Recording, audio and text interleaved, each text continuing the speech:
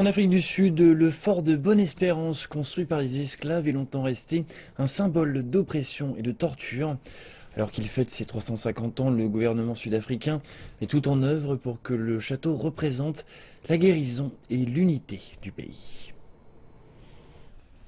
Le château de Bonne-Espérance est le plus vieil édifice d'Afrique du Sud. Sa première pierre fut posée en 1666 et la ville du Cap se développa rapidement autour. C'est la compagnie néerlandaise des Indes orientales qui a construit ce fort. En 1666, ils ont commencé à construire le fort pour en faire une escale sur la route des épices, où les navires en provenance de l'ouest et se dirigeant vers l'est se ravitailleraient en eau et en viande fraîche. En ce sens, le château représente un lieu d'échange. Finalement, il s'est transformé en poste colonial lorsque les Britanniques ont débuté une vaste campagne impérialiste en Afrique. Pendant l'apartheid, l'armée a été logée ici durant près de 60 ans.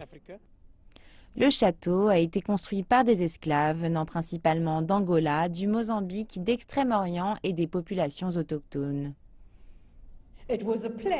C'était un lieu de bagne et de brutalité. Les prisonniers y étaient détenus et torturés dans cette pièce qui est connue sous le nom de chambre de torture. Malgré son passé sombre durant la période coloniale et sous l'apartheid, le gouvernement est déterminé à faire du château de Bonne-Espérance un centre de mémoire, d'espoir et d'intégration.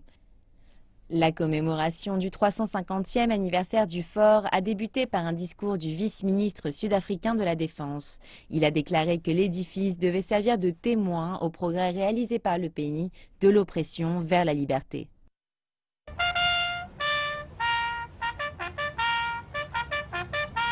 Nous souhaitons passer d'un lieu de souffrance, de douleur et d'exclusion à un endroit qui symbolise la guérison, l'unité et la construction de notre nation. Bonjour, bonjour, excellente année à vous.